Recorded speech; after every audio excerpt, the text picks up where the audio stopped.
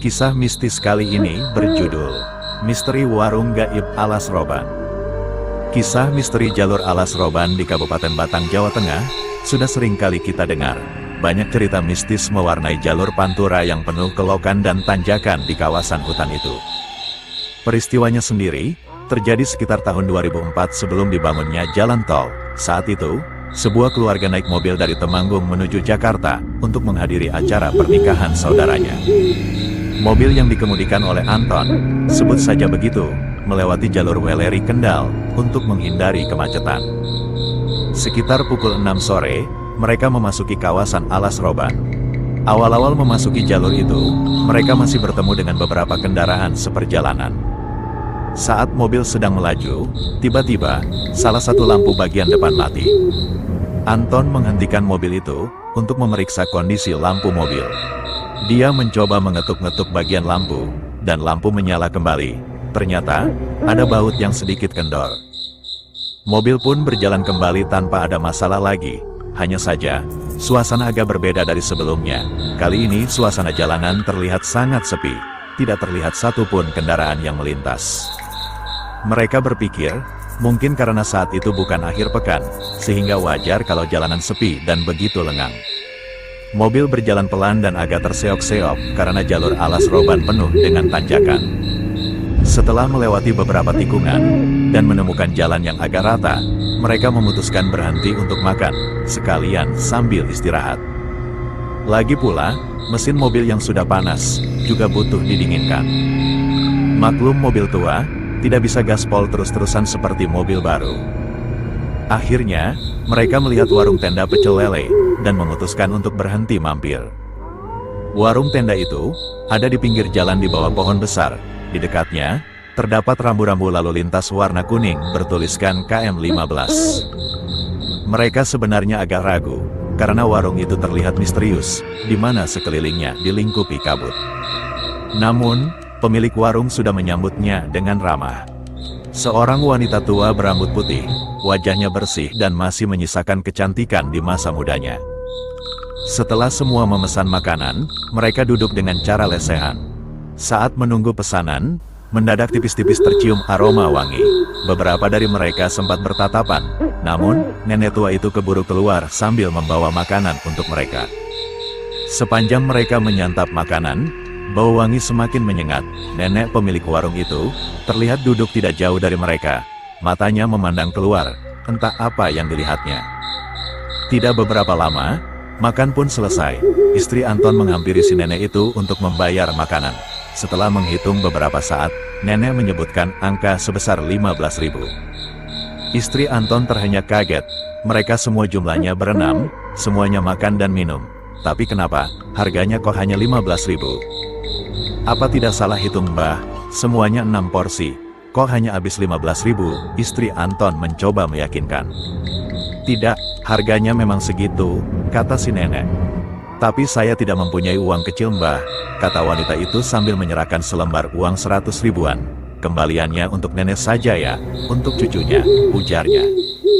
Nenek itu merasa tidak enak hati, tapi akhirnya menerima uang tersebut sambil mengucapkan terima kasih, dan berpesan agar hati-hati di jalan. Mereka segera meninggalkan warung itu.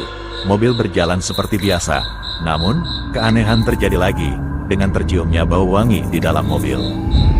Beberapa saat kemudian mobil itu berjalan, lajunya terasa berat, seperti membawa beban banyak.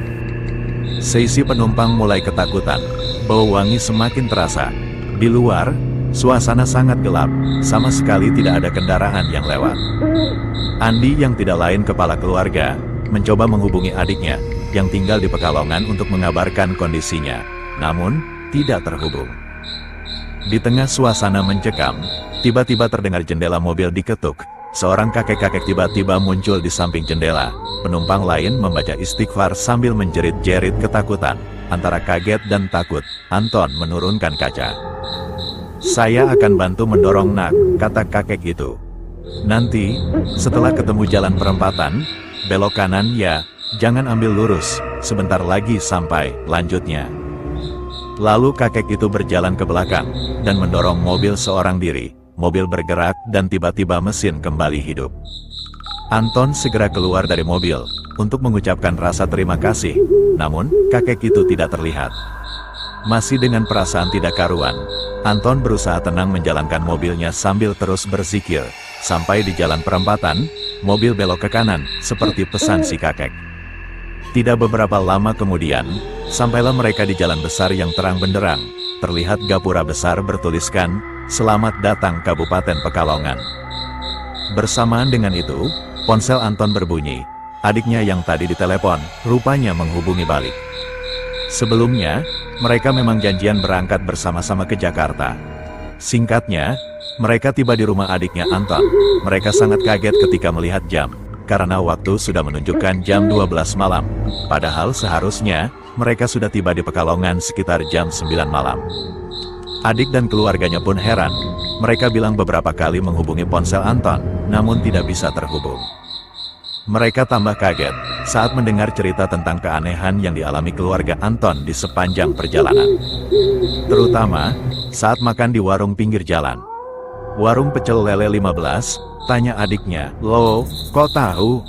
Adiknya menceritakan kisah warung pecel 15 yang sudah sangat terkenal di kalangan sopir dan masyarakat sekitar Alas Roban. Ada beberapa kejadian yang dialami seperti keluarga Anton. Namun, menurut adiknya, orang yang mengalami kejadian itu biasanya akan mendapat banyak rezeki. Warung itu sebenarnya tidak nyata, hanya orang-orang pilihan yang bisa mampir makan di warung itu. Mas Anton bersyukur saja, karena yang bisa makan di warung itu biasanya orang baik, ibadahnya baik, dan suka beramal, ujar adiknya. Malam itu, adiknya menyarankan keluarga Anton untuk menginap di Pekalongan dan berangkat ke Jakarta selepas subuh agar lebih tenang. Singkat cerita, mereka sampai di Jakarta dan lancar menghadiri acara pernikahan saudaranya. Setelah menginap semalam di Jakarta, paginya mereka pulang ke Temanggung. Mereka memutuskan untuk melewati jalur Alas Roban lagi. Istri Anton, rupanya juga penasaran dengan cerita warung pecel di pinggir jalan itu. Nah, saat melewati lokasi itu, alangkah kagetnya mereka, karena warung pecel lele itu ternyata tidak ada. Lebih kaget lagi, rambu-rambu bertuliskan KM15 itu ternyata terpasang di tepi jurang yang sangat dalam. Artinya, malam itu, mereka makan di atas jurang. Kisah mereka, rupanya belum selesai sampai di situ. Beberapa saat setelah sampai di rumah, istri Anton dikejutkan dengan sebuah tas kresek hitam berisi beberapa lembar uang, di antara barang-barang yang diturunkan dari dalam mobil. Anton kemudian menghubungi beberapa saudaranya yang ikut jagong di Jakarta, dan menanyakan, apakah ada yang kehilangan tas kresek warna hitam yang berisi uang. Ternyata tidak ada. Sang istri kemudian menceritakan uang sebesar 100.000 yang diberikan kepada nenek penjual pecel lele itu untuk pembayaran makannya.